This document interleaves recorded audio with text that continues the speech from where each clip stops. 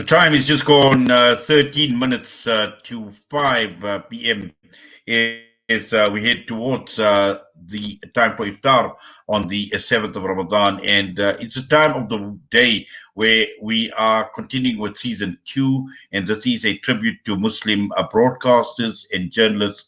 And this afternoon, we're joined by none other than Salam Foundation, and obviously started off with Salam Media as well, and being a colleague of mine throughout CII, Azhar Vadi. Azhar, assalamu alaikum wa rahmatullahi wa barakatuh.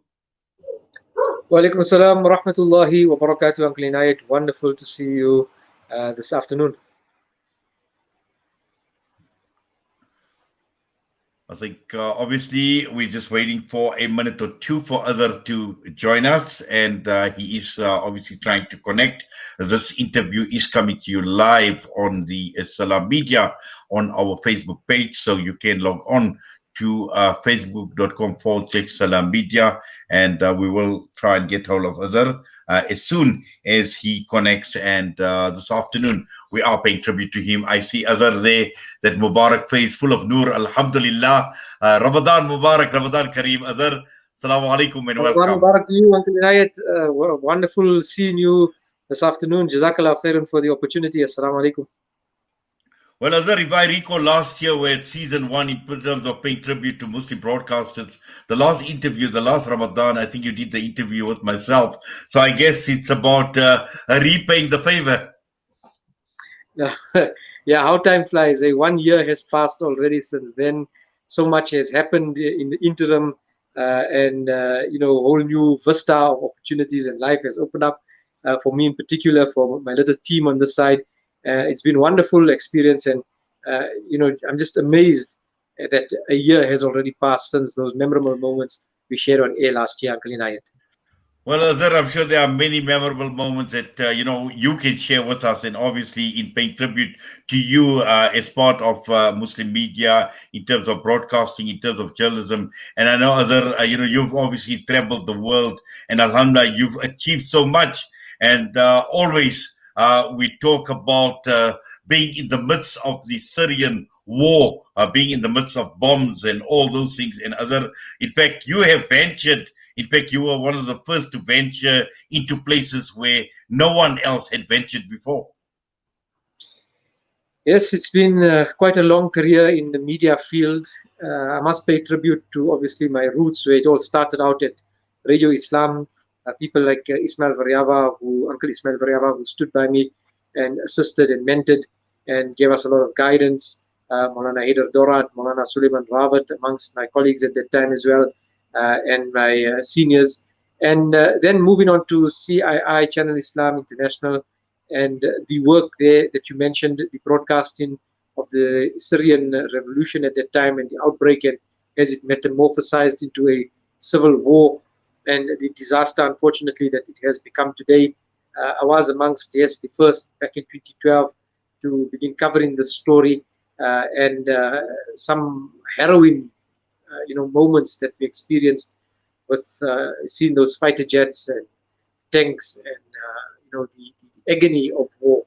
Today, it becomes so easy, especially for politicians in the South African sense, to say, let's just go to war. We are prepared to die for what we want. But I really shudder when I hear those statements being made, wherever it may be in the world, because very few have experienced the actual fear that comes with war, devastation, the killing, the aftermath. And as you can see in the case of Syria, people and generations perhaps that will live with the devastation, not only in terms of life and death, but in terms of life in general, education, family ties, a sense of belonging, all of that has been lost for people out in Syria. And I shudder, as I said, when I hear politicians mentioning these kinds of words in our South African context. But Azhar, one thing I think I find quite interesting, and I think getting into the world of broadcasting and journalism at a time like this, and particularly when you go back, and I think I think many of us around at a time when 9/11 had just started, and how major events started shaping the world, and getting a feel for these events, number one, but also in terms of being part of a broadcasting unit, of being part of a team of journalists at a time like this, when so much has happened, when so much has basically happened, where it's basically changed the course of the world. It's changed a lot for people right across the entire world. Yeah, there's been a number of major incidents that have changed the course of history, so to say. I was still a very young person at the time of 9/11, just venturing into the media studies and the world of journalism through the academic point of view. And then came the invasion of Iraq in 2003, and I remember I was studying at Wits University that time. I walked into the what is now Solomon Mashlangu House, and I picked up a copy of the Stan newspaper, and there across the front page was the United States attacking Iraq, looking for weapons of mass destruction. And I think out of that one incident, the second invasion of Iraq, we learned about the power of fake news. There hasn't been any weapons of mass destruction found up until today. So many of the world's leaders have decried what the United States have done there. They've called them out for the lies that they perpetuated, and that media across the length and breadth of the earth at that time simply repeated and brainwashed people into believing. We look into history now, and with hindsight, we know that so many hundreds of thousands, if not millions of people had been killed. Uh, Children, women, people still living with the ramifications of depleted uranium. And that was perhaps the first crime against humanity in the new millennium after the year 2000. But nobody's been held to account for that.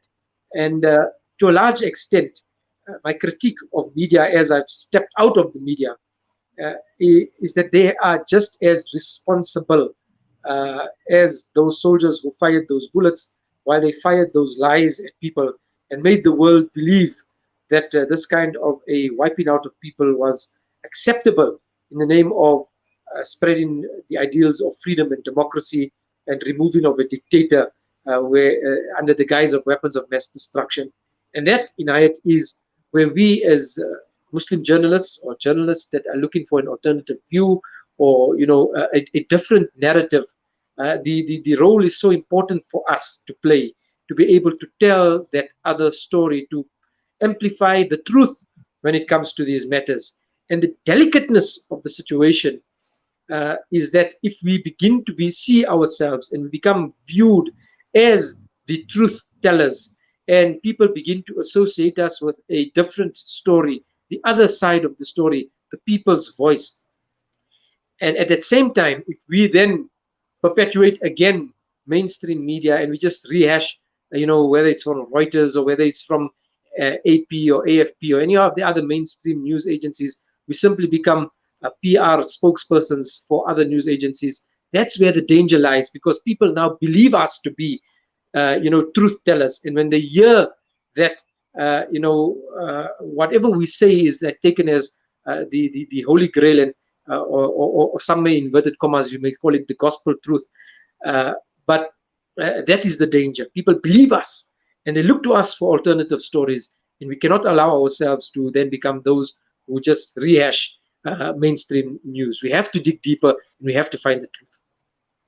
Well, Azhar, that's the reason why when you obviously started off Salam Media and coining the phrase humanitarian journalism, and that featured just so strongly, and just looking at, what you've been through in terms of your experience in terms of broadcasting, in journalism, and how this has basically shaped your thinking, how it has shaped your life, how it has shaped your career, getting to a stage where you are at this point in time, Salam Foundation doing tremendous work.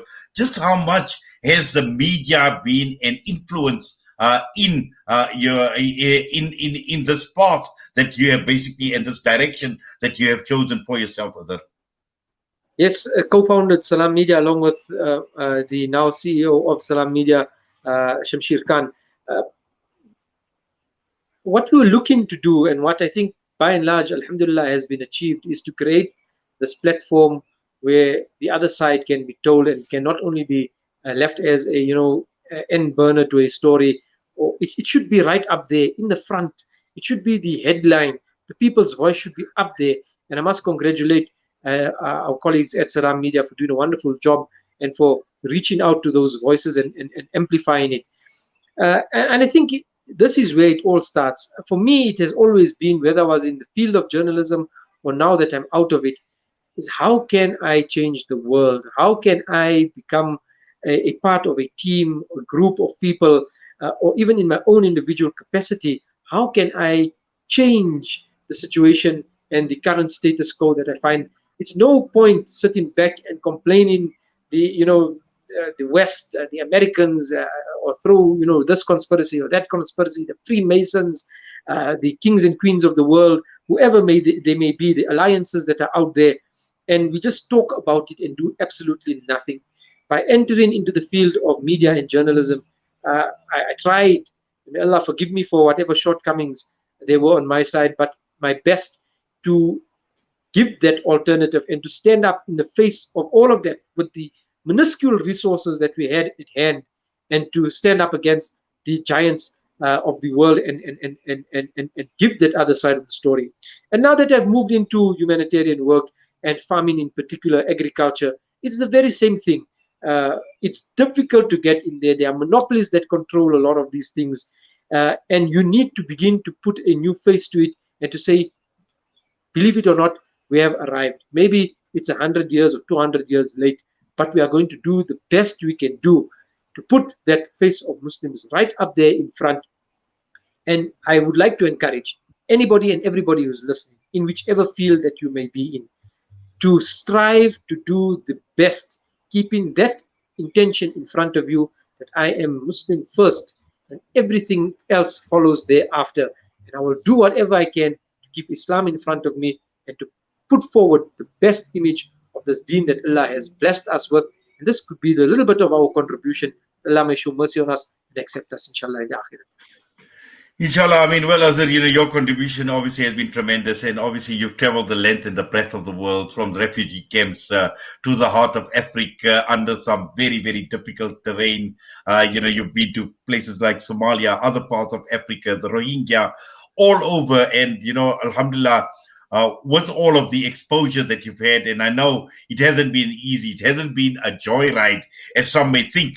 It's been by no means an easy ride, but at the end of the day, you have got humanity at heart, and a true humanitarian in every sense of the word. And alhamdulillah, that has reflected over the years in your broadcasting, in your journalism, and also now with the foundation and the work that you are doing. And sometimes when I pop in next door and I just look at this journalist, this broadcaster turned farmer in this fancy farm hat and the agricultural gear and the like, but Allah subhanahu wa ta'ala has certainly blessed you, Azhar, and Allah keep you strong, Allah keep you healthy, and Allah keep you amongst us, to make these meaningful contributions, this value that you add to communities, to societies, and to the world at large, inshallah. Jazakallah khairan, brother Inayet. We are nothing without the mercy of Allah subhanahu wa ta'ala. And ultimately, on the day of Qiyamah, like the saying goes, you'll know whether you are riding a horse or whether you are riding a donkey when the dust settles and everything is in front of you and laid bare. Then Allah subhanahu wa ta'ala will judge. Jazakallah khairan for the opportunity. Assalamu alaikum wa rahmatullahi wa barakatuh. Wa alaikum salam wa rahmatullahi wa barakatuh. That was our tribute this afternoon, and that is to Azhar Vadi, and Azhar being a colleague of ours at Salam Media, and also prior to that at CII, but alhamdulillah doing wonderful work, and that was our tribute on season 2 to Azhar Vadi, and we will continue with a lot more of these tributes throughout the entire month of the Ramadan. The time is just gone 2 minutes past 5 p.m. as we head towards the first of the iftar time that will be around in Durban, in the major cities, 5:35 p.m. We still have got the Nasiha to come through as well, and also we will be talking with Peter Fabricius shortly with regard to Western governments suspending Syrian voting rights as far as the World Chemical Watchdog's body goes. So Peter Fabricius will provide us with some analysis when we get back after this. Stay with us.